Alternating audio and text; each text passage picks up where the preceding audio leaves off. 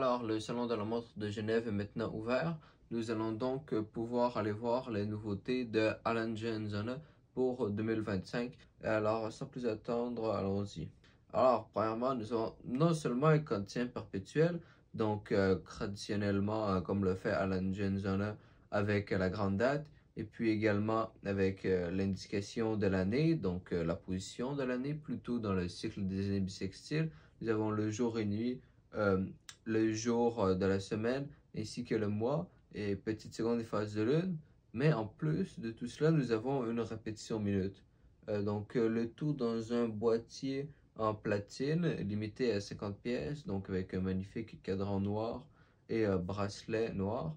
Nous allons donc pouvoir en avoir plus en détail. C'est une montre qui fait très classique et très sobre. Elle doit faire relativement distraite, quoique je ne sais pas sa taille exactement. Alors, il n'y a pas mention de la taille, mais je parierais que c'est une montre qui se porte plutôt bien.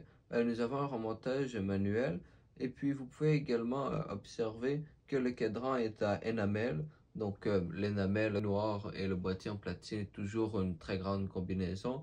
Ce n'est pas la première montre que Alanja fait dans ce style.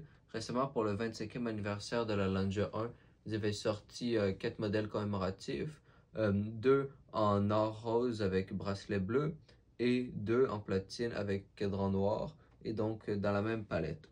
Alors, ce qui se passe sur la montre est principalement visible, car même si c'est une montre d'une grande complexité, tout est visible, il n'y a pas grand-chose de caché. Par contre, je vous inviterai, si vous voulez, à écouter le son de la répétition minute, car Alanja est particulièrement réputé pour cette dernière. Donc également, à nouveau, vous pouvez voir l'endos de la montre, et vous pouvez observer à nouveau les marteaux en action. Remarquez également que le son est plus clair de ce côté-ci. Très jolie montre.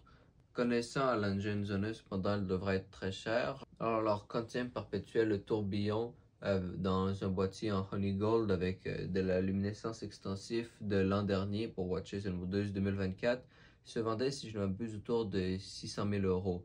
Alors, je ne vois pas comment cette montre pourrait se vendre en bas, puisqu'elle est répétition minute et qu'une répétition minute est à peu près au même niveau en termes de prestige, de complexité qu'un tourbillon. Ensuite, nous avons des nouvelles 1815, donc vraiment des montres plus classiques, plus épurées, plus sobres, mais très jolies, avec 2 cadrans bleus, cependant un boîtier en or blanc, l'autre en or rose. Alors la montre fait seulement 34 mm. On pourrait penser que c'est une montre plus destinée aux femmes, et bien que c'est une montre qui se portera très bien sur un poignet féminin, je pense qu'elle est tout de même destinée aux hommes, simplement de par son style et son absence de sertissage. Et puis il ne faut pas oublier qu'il y a quelque chose de relativement moderne dans l'histoire de l'horlogerie de faire des grosses montres pour hommes. Il fut un temps où une montre était autour de 36 mm, et puis 40 mm était déjà très gros. Tandis que par exemple, si on prend cette Rolex qui n'est même pas si grosse sur mon poignet jeune, eh bien elle fait 40 mm. Alors les montres fut un temps étaient plus discrètes, puis ces 1815 restent dans cette tradition. Alors nous avons la petite seconde. On parle d'une épaisseur de seulement 6,4 mm, alors j'assumerais que la montre est à remontage manuel, car ce serait tout de même très impressionnant d'avoir fait entrer un balancier. Donc voilà, comme vous pouvez le voir, remontage manuel. Cependant, une réserve de marche de 72 heures, c'est tout de même très impressionnant. Donc vous pouvez voir également les versions plus classiques avec cadran blanc et un boîtier de 38,5 mm. Mais je pense que les nouvelles montres de cette année sont beaucoup plus belles. Et puis elles conviendront à un autre type de clientèle. Je pense que c'est bien que Alan Zona diversifie leur offre en termes de montres pour aller chercher une plus grande éventail de clients. Ensuite, nous avons voilà, une nouvelle montre à bracelet, une nouvelle Odysseus, donc en Honey Gold, qui est le alliage qui a été introduit par Alan Zona et qui leur donc est exclusif. Remarquez que c'est de plus en plus commun que des marques arrivent avec leur propre alliage. Je pense par exemple au Sand Gold de Marc Piguet qui a été introduit l'an dernier, qui est censé être à mi-chemin entre l'or rose et l'or blanc. Il y a également l'or Ever Rose de Rolex, qui est l'or or rose distinct. Jacob & Co a également développé de l'or noir. Et donc, je pense que c'est une nouvelle mode, on pourrait dire d'une certaine manière. Et donc, cette montre très jolie, limitée à 100 exemplaires. Nous avons la grande date, ainsi que le jour, et puis la petite seconde. C'est dans la disposition classique de la collection Odysseus, mais ça reste très joli, avec le cadran brun, qui contraste encore mieux avec le honey gold qu'il l'aurait fait avec l'or rose ou l'or jaune, car c'est un peu un or plus pâle, on pourrait dire, plus fade, tout comme le cadran.